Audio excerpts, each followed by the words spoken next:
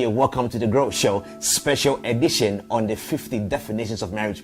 All right, so today we're going to talk about the second definition of marriage. But before we do that, I will come back and give you the functional definition between a wife and a woman, and the functional definition between a man and a husband. There is a clear difference between a man and a husband, and a woman and a wife, and I will be back to talk about that before we talk about the second definition of marriage.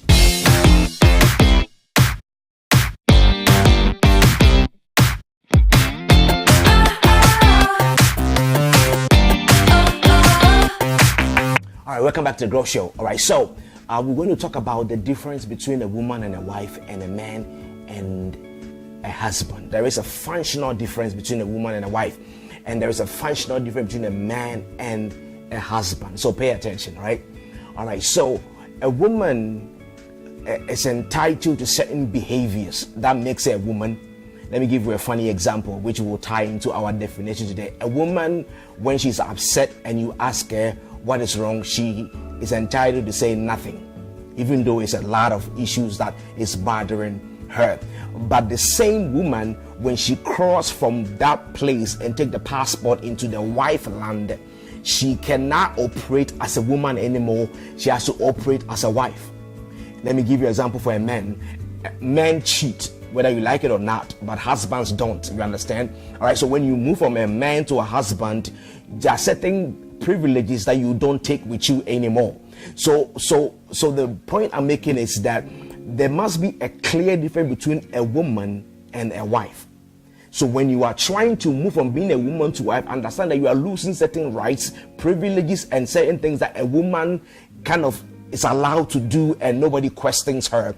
A man is allowed to do but nobody questions him. When you move from the land of man and woman into husband and wife, you have to understand that certain rights and privileges would drastically change. And if you don't understand that, then stay a woman and stay a man.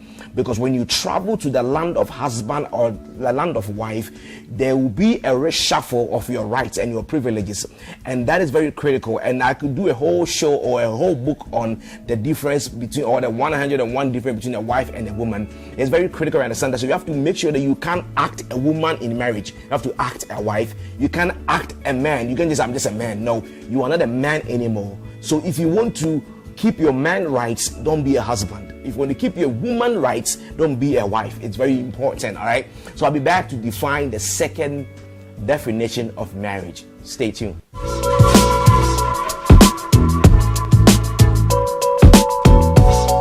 So we are going to talk about the second definition of marriage, all right? So these definitions are very practical, they are very even funny, and they are very simple to understand. All right, so the second definition goes this way.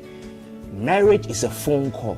You get your point across by speaking, not by making faces. Let me say it again. Marriage is like a phone call. You get your point across by speaking, not by making faces. Let me give you the first fundamental statement. Verbal communication is the only acceptable communication in marriage. That's what I said, that a woman is allowed to say nothing, but a wife has to say something.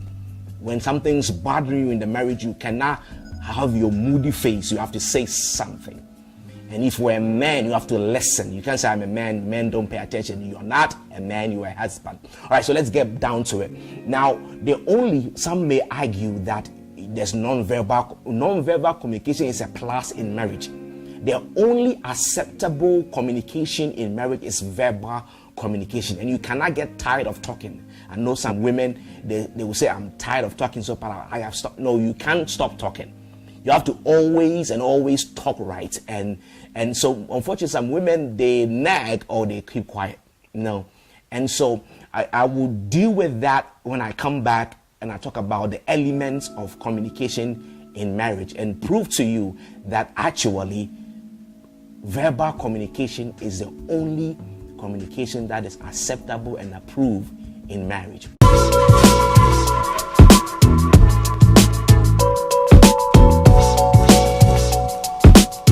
Now, you notice that when a woman is moving from being a woman to a wife, let's just say about 5 seconds before a woman turns into a wife, something happens. About 5 seconds before a man turns into a husband, something happens. Let's go to that 5 seconds. When you stand before people and you are about to turn, metamorphosis from a woman to a wife, there's a verbal activation. It is said this way: I do. It doesn't matter how excited you are, if you don't verbalize that word, you don't transform from a woman to a wife. Doesn't matter how hot the woman is, if you are asked, do you take this woman? And you smile and you dance around, but you don't say, I do, you still don't get a wife. So understand that the fundamental thing that gives birth to a wife is a voice. So if you understand that, then when you come into marriage, you understand that marriage is voice control. All right. So that is very critical to understand that. It is what you say that makes you a wife. It's what you say that makes you a husband. So if you're going to stay a wife, you have to keep saying something.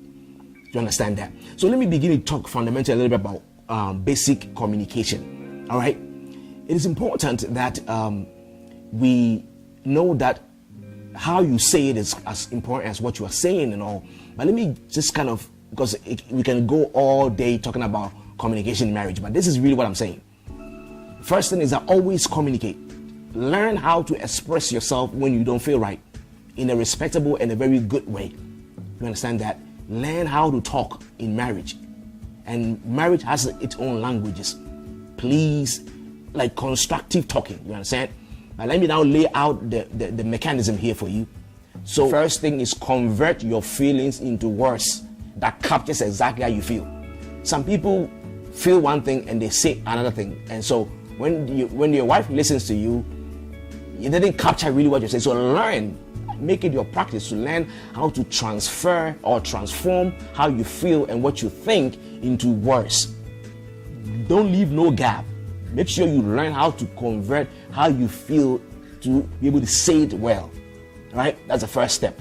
Step number 2, after you say well to yourself, don't quickly say what you felt to your partner. You have to ask yourself the second question: how does my husband understand things? You have to transfer it to the language he understands, not language as in different dialects, but you have to say it in a way that that particular husband understands words. You understand? And then when it gets to his camp, then it becomes what you are saying. Because there's a distance between what you feel and what you said, and what you said and how he understands what you said. So you have to learn each other and know that when I say this word, to me it means like this, but to him it means something different. So you have to be able to talk it out. Never be silent in your marriage. Find a way to say it. Say it 10 times if you need to.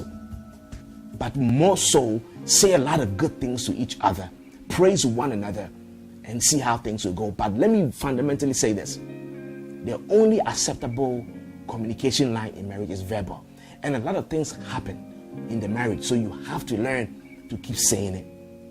Never be caught in a situation where you are saying nothing. Women, you are allowed to say nothing. Wives, you are not. And you say, Pastor, I've been saying it, and so I'm tired. You cannot get tired. If you are saying it and it's not going, say it in a different way. Say it with different ways and different styles. But the point is, you got to always speak.